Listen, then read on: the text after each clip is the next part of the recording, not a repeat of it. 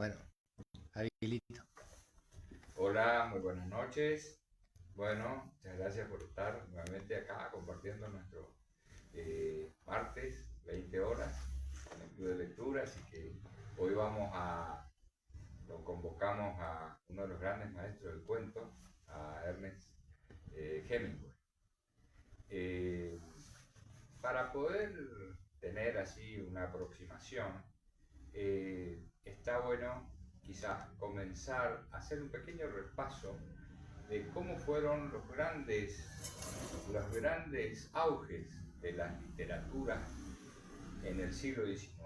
La primera mitad del siglo XIX podemos decir de que estuvo copado, estuvo, digamos, en la picota o en su auge mayor, la literatura francesa. Posteriormente, la segunda mitad del siglo XIX, la literatura rusa, Tolstoy, Dostoyevsky, los grandes. Pasamos al siglo XX y en la primera etapa, en la primera parte, podríamos decir que la literatura en inglés, tanto de origen británico como americana, fueron los que estuvieron en auge. Y en la segunda parte del siglo XX fue la literatura latinoamericana.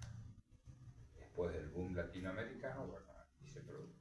Y hoy, en pleno siglo XX, es caótico. Digamos, no hay una, Siglo digamos, alguien que XXI. diga, bueno, nosotros somos los que ejercemos la hegemonía de eso. Bueno, digo esto para que, hola, Hola, ¿cómo ¿cómo estás? están? Para dar un inicio a uno de los grandes escritores.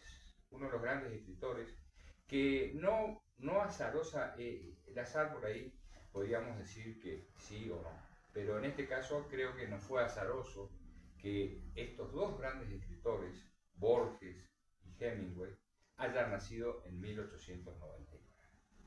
Y voy a hacer una serie de similitudes y también de contrastes, ¿no? De contrastes entre estos dos grandes.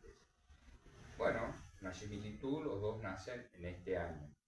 Los dos se destacan a lo largo de su producción literaria. Los dos son, digamos, muy buenos o logran un nivel de producción en los cuentos. Si bien Hemingway también tiene novelas, bueno, hacen lo que se denomina Piglia dice, ¿qué es lo que queremos decir cuando decimos este es un buen escritor? Bueno, una de las cosas que queremos decir cuando decimos este es un buen escritor es que creó o desarrolló un procedimiento literario. Los dos crearon un procedimiento literario. En el caso de Borges es la denominada literatura conceptual, ¿no es cierto? Y el ejemplo es Strong Orbis Tertius. Entonces, ahí hay una recomendación o sugerencia, si quieren, de lectura, de lo que es generar o crear un procedimiento literario. Piglia también dice, uno recuerda a Dante, pero nos olvidamos de quién creó el soneto, que es mucho más importante que el Dante. ¿Por qué? Porque al crear el soneto, al crear ese formato, bueno, permitió que, bueno, los grandes poetas y todos aquellos que quieran dedicarse a plasmar en ese formato lo puedan hacer. Bueno, de la misma manera, estos dos grandes, en el caso de Hemingway, desarrolló lo que se llama la teoría del iceberg. ¿Qué es la teoría del iceberg? Bueno, la teoría del iceberg dice lo siguiente. Pero antes de decir qué es la teoría del iceberg, quería contar lo que Italo Calvino define a lo que es un clásico. Él dice que un clásico es aquel texto que nunca termina de decir lo que tiene que decir. Qué hermosa definición. Entonces, Calvino nos dice, un clásico es aquel texto que nunca termina de decir lo que tiene que decir. Y creo que se ajusta, y en esto también hay un cierto contraste con este texto que vamos a leer hoy, que se llama específicamente Colinas, que como elefantes blancos, con Casa Tomada de Cortázar, porque la crítica literaria, en este caso de Hemingway, específicamente Harold Bloom, y en el caso de Cortázar, Severelli, en el año 61, él la escribe Casa Tomada en el año 47, pero el análisis literario lo hace y lo difunde y lo divulga Severelli en el 60, 61. Donde Severelli dice, bueno, sí, Casa Tomada, que es un libro que él en realidad está hablando, bueno, ustedes conocen la historia, de dos hermanos terratenientes que bueno, unas fuerzas o unas personas invisibles van tomando la casa hasta que llega un momento en que lo desalocan y se tienen que ir. Entonces él dice, bueno, él en realidad lo que está contándonos ahí es el proceso de la inmersión del peronismo en la política. Esa es la lectura que hace. Y fue una lectura tan fuerte que por más que uno quiera hacer otra interpretación, bueno, es muy difícil. Bueno, un poco, una cosa similar pasa con Bloom, Harold Bloom, crítico literario muy importante en Estados Unidos, con Colinas en el África. Él dice, en este cuento, Hemingway nos está contando a través de este procedimiento que creo que es la teoría del iceberg. Ustedes saben cómo es el iceberg, el témpano, ¿no? Que tiene el 20% en la superficie y el 80% está sumergido. Entonces él dice, la teoría es la siguiente. En un cuento se relatan dos historias. Ese es el primer componente o elemento de esta teoría. Segundo componente. La historia subterránea, la que no se dice, lo no dicho, condiciona la superficie. Bueno, entonces, la pregunta que caracteriza a este tipo de texto es cómo el escritor se las arregla para contar una historia cuando en realidad te está contando otra historia. Eso es lo que de alguna manera define a las teorías del iceberg y, por supuesto, el maestro Hemingway es justamente, como dice la palabra, el que nos va guiando en estos senderos y tiene varios cuentos en los que podemos citar, por ejemplo, otro emblemático de él, Los Asesinos, podemos citar El río de corazones partidos o de dos corazones, o sea, tiene varios con este tipo de procedimientos, ¿no? Así que bueno, eso es un poco lo que también quería comentarles. Yendo ya a lo que podríamos decir la estructura, cómo se construye un cuento. Y bueno, para Abelardo Castillo hay tres niveles que son muy importantes tenerlos en cuenta. El primer nivel es el nivel que podríamos decir del lenguaje. Entonces, en el nivel del lenguaje, lo que tiene que haber es una ausencia de cacofonías, o sea, de palabras que nos suenan mal al oído. Tiempos de verbos que estén en sintonía, que no haya una discordancia ahí en los tiempos verbales, ¿no es cierto? Y la sonoridad, tiene que ser, al leerlos, no tiene que chocar. En un segundo nivel, que podríamos decir lo que se denomina la estructura, podríamos decir la construcción de los personajes. Y también lo que se denomina la verosimilitud, es decir, que sea creíble ese texto que uno está leyendo. Y el tercer nivel, que para este caso, de este tipo de textos es muy importante, es lo que se denomina el nivel del sentido. Es decir, lo que está expresado en forma simbólica por arriba y lo que está no dicho por abajo, en donde hay alusiones y hay metáforas. Entonces, así él va construyendo esto. Y fíjense que en este caso ya desde el título él ya nos da un indicio, que ahora en los comentarios lo vamos a ver, pero ya nos orienta con el título, Elefante Blanco, ¿no?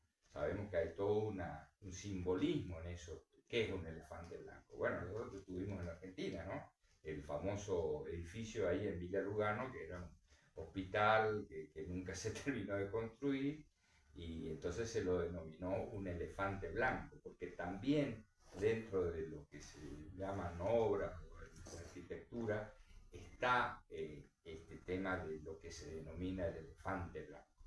El elefante blanco en sí, según lo que uno pudo leer, surge como una leyenda de Tailandia, en Siam, donde el rey ahí, cuando quería castigar a uno de los cortesanos, le obsequiaba adelante, no, por favor, le obsequiaba un elefante blanco, que era un animal sagrado.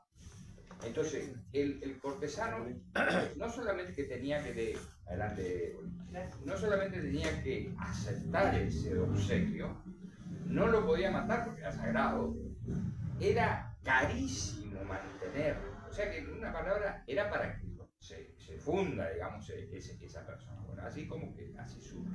Y después, bueno, tuvo digamos así, diferentes acepciones. Pero nos podemos quedar con que cuando uno dice, che, un elefante blanco es que es un problema serio, ¿viste?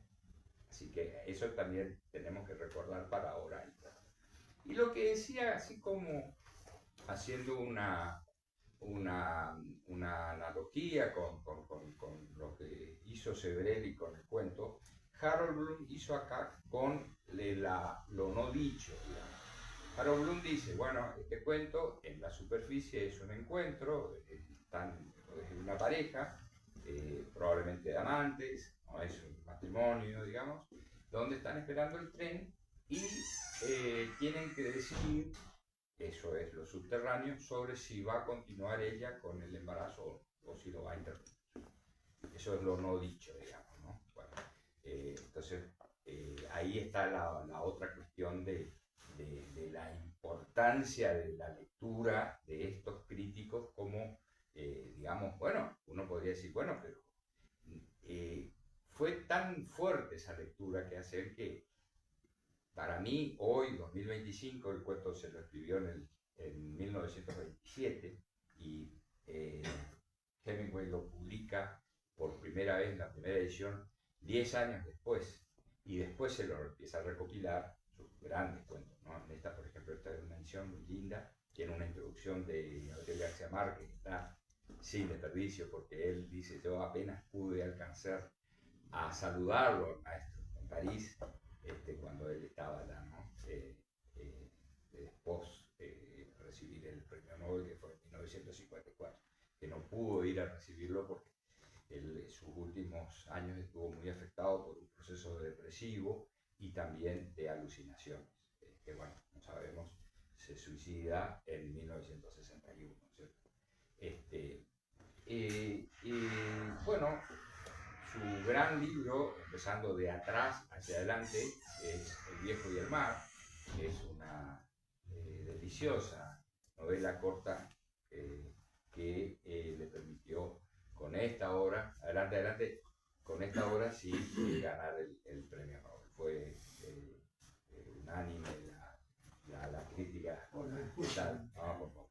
la crítica con respecto a ese libro. Y tiene otras novelas, ¿no es cierto? A las armas, porque entonan las campanas, pero que entiendo que lo recordamos y lo leemos a Hemingway en sus cuentos y en este hermoso libro que se llama El viejo y el mar. Así que bueno, vamos a ir directamente al cuento y después vamos a ir haciendo los distintos comentarios que son, digamos, pertinentes a este tipo de texto, ¿no? Entonces, colinas como elefantes blancos. Las colinas al otro lado del valle del Ebro eran alargadas y blancas. A este lado no había sombra ni árboles, y la estación quedaba entre dos líneas férreas al sol. El edificio de la estación proyectaba una sombra cálida y una cortina hecha de cuentas de bambú colgaba de la puerta abierta que daba al bar, para que no entraran moscas. El americano y la chica, que iba con él, estaban en una mesa a la sombra, fuera del edificio. Hacía mucho calor y el expreso, procedente de Barcelona, llegaría en 40 minutos. Se detenía en ese empalme 2 minutos y seguía hacia Madrid. ¿Qué bebemos?, preguntó la chica. Se había quitado el sombrero y lo había dejado encima de la mesa. Hace mucho calor, dijo el hombre. Pidamos una cerveza. 2 cervezas, dijo el hombre, dirigiéndose al otro lado de la cortina. ¿Grandes?, preguntó una mujer desde la puerta. Sí, 2 grandes. La mujer llevó 2 vasos de cerveza y 2 posavasos, colocó los posavasos de fieltro y los vasos de cerveza en la mesa, miró al hombre y a la chica. La chica contemplaba la línea de las colinas. Se veían blancas al sol y el campo era marrón y árido. Parecen elefantes blancos, dijo. No he visto ninguno, dijo el hombre y dio un trago de cerveza. No, no puedes haberlos visto. Podría haberlos visto, dijo el hombre. Que tú digas que no puedo haberlos visto, no prueba nada. La chica miró la cortina de tiras. Hay algo pintado, dijo. ¿Qué dice? Anís del Toro. Es una bebida. ¿Podemos probarla? El hombre gritó. Oiga, a través de la cortina. La mujer salió del bar. 4 reales. Queremos 2 anís del Toro. ¿Con agua? ¿Lo querés con agua? No lo sé, dijo la chica. ¿Con agua? Bueno, no está mal. ¿Los quieren con agua?, preguntó la mujer. Sí, con agua. Sabe a regaliz, dijo la chica, y dejó el vaso en la mesa. Es lo que pasa con todo. Sí, dijo la chica, todo sabe a regaliz, sobre todo las cosas que has querido probar durante mucho tiempo, como la absenta. Oh, basta ya. Has empezado tú, dijo la chica. Yo me estaba divirtiendo, lo estaba pasando bien. Bueno, pues intentemos pasarlo bien. Muy bien, yo lo intentaba. He dicho que las montañas parecen elefantes blancos. ¿No ha sido algo brillante? Eso ha sido brillante. Quería probar esa bebida nueva, que es todo lo que hacemos, ¿no? Mirar cosas y probar bebidas nuevas. Supongo. La chica miró hacia las colinas. Son unas colinas preciosas, dijo. La verdad es que no parecen elefantes blancos. Tan solo me refería al color de su piel a través de los árboles. ¿Tomamos otra copa? Vale. Un viento cálido lanzó la cortina de tiras contra la mesa. La cerveza es buena y fría, dijo el hombre. Es deliciosa, dijo la chica.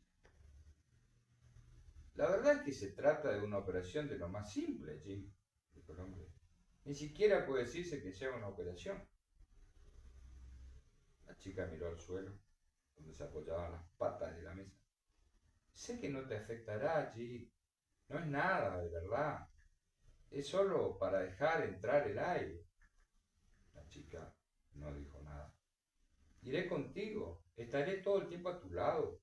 Tan solo dejar que entre el aire y luego todo será perfectamente natural. ¿Y qué haremos luego? Luego estaremos bien, igual que estábamos antes. ¿Qué te hace pensar eso? Eso es lo único que nos preocupa, es lo único que nos hace infelices. La chica miró la cortina de tiras, extendió la mano y tomó 2 de las tiras. ¿Y crees que luego todo irá bien y seremos felices? Sé que lo seremos, no debes tener miedo. Conozco a muchas personas que lo han hecho. Yo, dijo la chica. ¿Y luego han sido felices? Bueno, dijo el hombre, si no, que no quieres, no tienes que hacerlo. No te obligaría a hacerlo si no quisieras. Pero sé que es algo de lo más sencillo. ¿Lo quieres de verdad? Creo que es lo mejor, pero no quiero que lo hagas si realmente no quieres hacerlo. Y si lo hago, serás feliz, y las cosas serán como antes, y me querrás. Te quiero ahora, sabes que te quiero. Lo sé, pero si lo hago, Entonces, ¿podré volver a decir que las cosas son como los elefantes blancos y que a ti te gustan? Me encantará. Ahora ya me encanta. Lo que pasa es que no puedo pensar en eso. Ya sabes cómo me pongo cuando me preocupo. Si lo hago, ¿dejarás de preocuparte? No me preocuparé por eso porque es de lo más sencillo. Entonces lo haré. Porque me da igual. Pase lo que pase. ¿A qué te refieres? Que no me importa lo que me pase. Bueno, a mí sí me importa. Ah, sí. Pero a mí no me importa. Y lo haré. Y entonces todo irá bien. No quiero que lo hagas si es así como te sientes. La chica se puso de pie, se dirigió hacia el final de la estación. Al otro lado había campos de cereales y árboles en las riberas del Ebro. Más allá, pasado el río, estaban las montañas. La sombra de una nube cruzaba el campo de cereales y la chica vio el río a través de los árboles. Y podríamos tener todo esto, dijo la chica. Podríamos tenerlo todo. Y cada día hacemos que sea más imposible. ¿Qué has dicho? Te he dicho que podríamos tenerlo todo. Podemos tenerlo todo. No, no podemos. Podemos tenerlo. Podemos tener todo el mundo. No, no podemos. Podemos ir a todas partes. No, no podemos. Ya no es nuestro. Es nuestro. No, no lo es. Y una vez que se lo llevan, ya no puedes recuperarlo. Pero no se lo han llevado. Bueno, espera y verás. Vuelve a la sombra. Vuelve a la sombra, dijo el hombre. No debes ponerte así. No me pongo de ninguna manera, dijo la chica. Es solo que sé de algunas cosas. No quiero que hagas nada que no quieras. Y que no sea bueno para mí, dijo ella, lo sé. ¿Podemos tomar otra cerveza? De acuerdo. Pero tienes que comprender que... No entiendo, dijo la chica. Podríamos quizás dejar de hablar. La chica volvió a sentarse, miró las colinas, en el lado seco del valle y el hombre la miró, a ella y a la mesa. Tenés que comprender, dijo el hombre, que no quiero que lo hagas si tú no quieres. Estoy totalmente dispuesto a pasar por ello si significa algo para ti. Es que no significa nada para ti.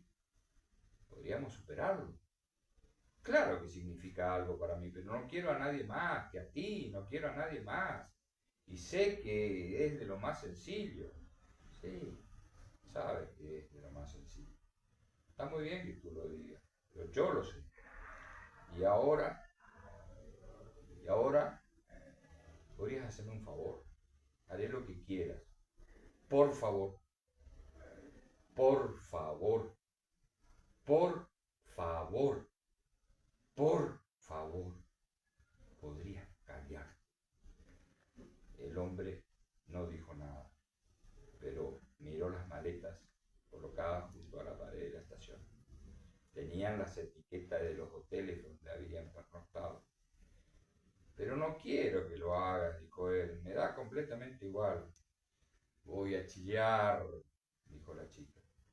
La mujer salió entre la cortina con 2 vasos de cerveza y los colocó en los posavasos de fierro. El tren llegará en 5 minutos. ¿Qué ha dicho? El tren llegará en 5 minutos. La chica dirigió una jovial sonrisa de agradecimiento a la mujer.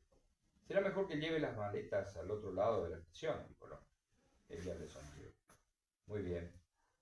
Luego vuelve, nos acabaremos la cerveza. El hombre levantó las 2 pesadas maletas y rodeó la estación hasta las otras vías. Miró hacia donde se perdían las vías, pero no pudo ver el tren. Al volver, cruzó el interior del bar, donde veía a la gente que esperaba el tren.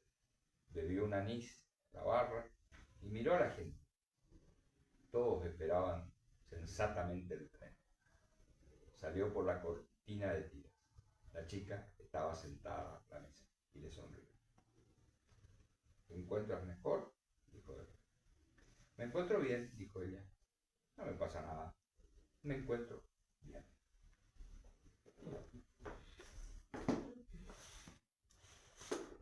Entonces, en este cuento, retomando lo que decíamos en la introducción, Hemingway pone en funcionamiento su teoría del iceberg, ¿no? Donde nos está contando una historia en la superficie, el encuentro de una pareja, aparentemente unos amantes, porque dice el americano y la chica, no hablan de dos esposos ni nada. Nos da la impresión de que están de vuelta de un viaje porque hay varios sellos de distintos países y bueno, están en Europa, están en una estación para tomar un tren a Madrid desde Barcelona en una pequeña estación. Y eso es lo que está en la superficie, ¿no? Y cómo Hemingway desde el título, que ya ponen para darnos una orientación el elefante blanco, entendiendo por elefante blanco en este caso un problema serio, que tiene obviamente ella, ¿no? Y Los la dos. Los dos. Sí, pero fundamentalmente la tiene ella que resolver, digamos, porque ahí es donde se abre y es lo que permite lo que dice Calvino, ¿no? Bueno, de qué es un clásico, en el caso del texto, que nunca termina de decir lo que tiene que decir. Y ahí es donde aparece lo que el lector académico Harold Bloom nos dice. Bueno, en realidad lo que están tratando de resolver y de decidir esa pareja es si continúa con el embarazo o si se hace ella el aborto, digamos, ¿no? Y bueno, ahí cada lector podrá interpretar, de acuerdo a lo que escuchó o a lo que leyó en su momento, qué decisión tomó. En mi caso, yo creo que ella, al notar esa actitud, podríamos decir machista, egoísta de él, decide dejarlo y decide interrumpir el embarazo. Es una interpretación personal, digamos, ¿no? Bueno, cada uno hará la que corresponda. Porque justamente es lo que decíamos también al comienzo del cuento, ¿no? Este tipo de procedimiento literario en donde un cuento relata dos historias, donde la historia subterránea, la secreta, la que no se cuenta, la que está sobreentendida, condiciona la historia superficial. Entonces, bueno, eso es lo que, digamos, con maestría Hemingway nos relata. Y también hay, porque está cargado de simbolismo, está cargado de contraste. Fíjense que él dice al comienzo del cuento, ¿no? Está la estación y de un lado están las colinas, ¿no? Como dando una característica del paisaje. Y del otro lado está la tierra árida y sin vegetación, ¿no? Entonces ahí ya tenemos un contraste en donde nos va ubicando. El lugar donde se desarrolla el cuento es en una estación. Podríamos decir, están en una encrucijada, donde tienen que ellos decidir qué es lo que van a hacer. Y eso también es muy interesante porque estamos sumergidos absolutamente en un texto simbólico donde hay alusiones. En ningún momento se nombra la palabra aborto, pero él dice, es una operación sencilla, como habitualmente, bueno, quizá por el hecho de ser médico, eso escuchamos muy a menudo, escuchábamos antes, porque también convengamos que este texto fue escrito en el año 27, entonces tenemos que situarnos que hablar de este tema en esa época no es lo mismo que hablar en el año 2025, ¿no es cierto? Eso está claro, digamos, pero la decisión sigue siendo, creo, tan importante como en esa época, ¿no? Desconocemos los aspectos o sus características, si son creyentes o no creyentes, pero entiendo que, bueno, quizá por mi información, entiendo que una vida es una vida, entonces también ahí se ponía en juego esta cuestión que ella plantea de entrada, le dice, mira las colinas, como un elefante blanco.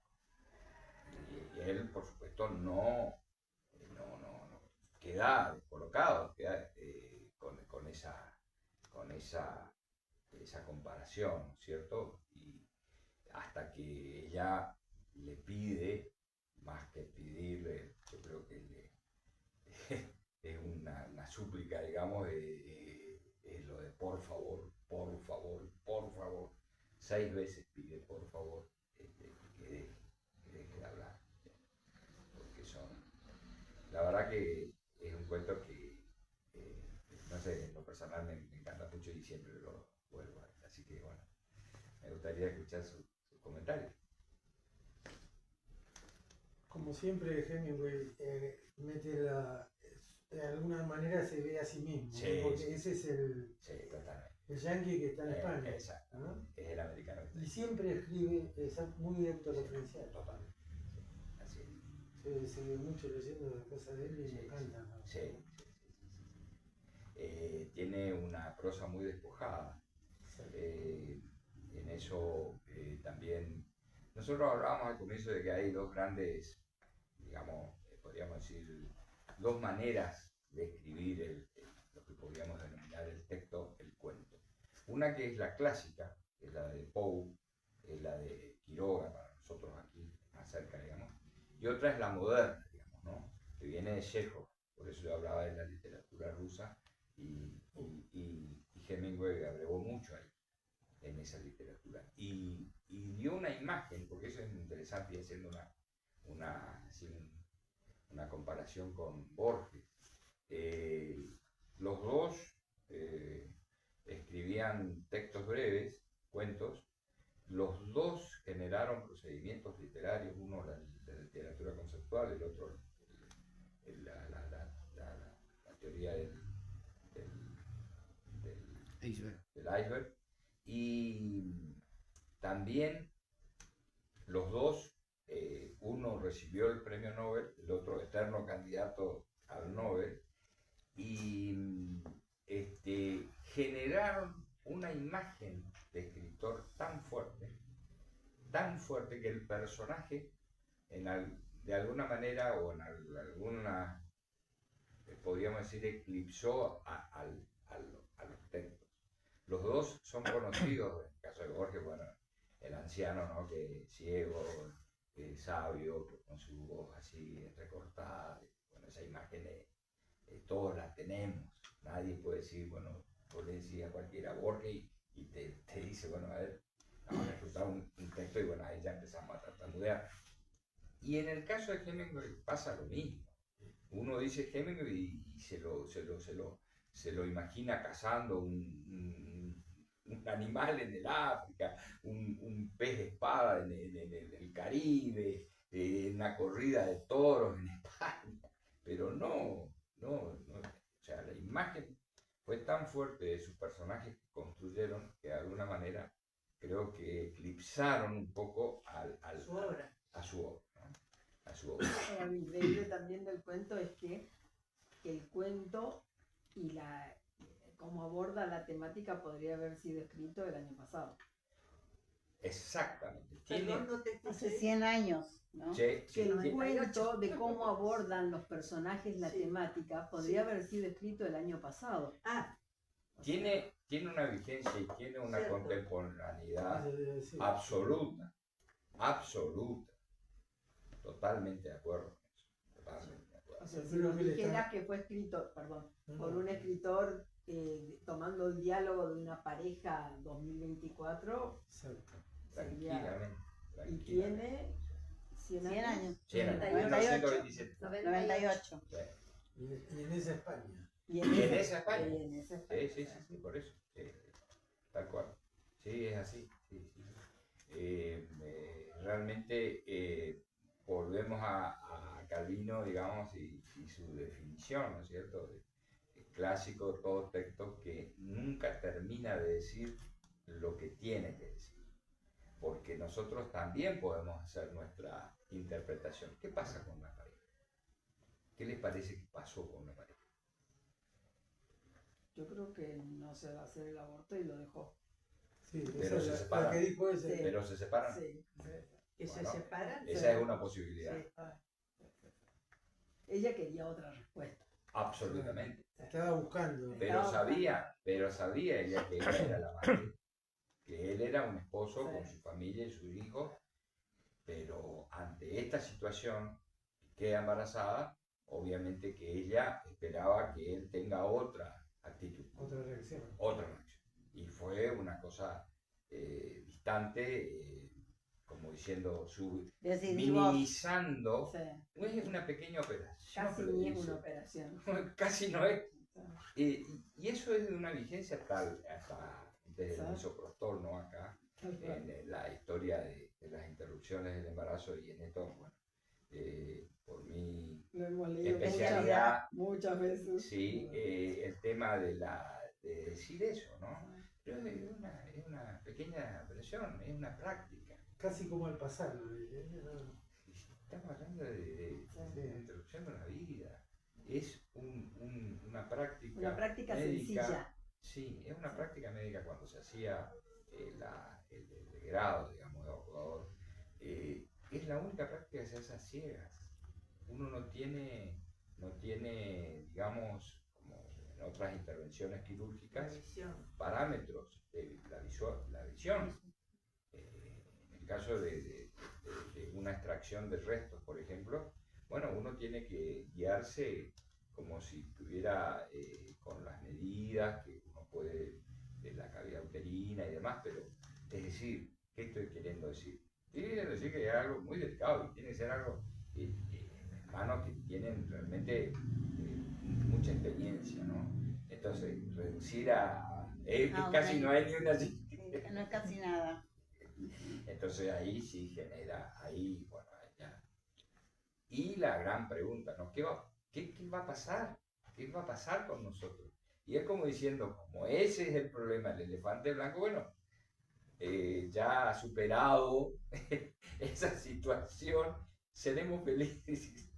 Y ella con su cabeza totalmente así que realmente la pregunta que hay para los escritores es ¿cómo contar una historia cuando te estoy contando la historia? Y eso Hemingway lo hace con maestría. Y con pocos adjetivos. ¿Viste? Absolutamente. Es casi como un periodista. Sí.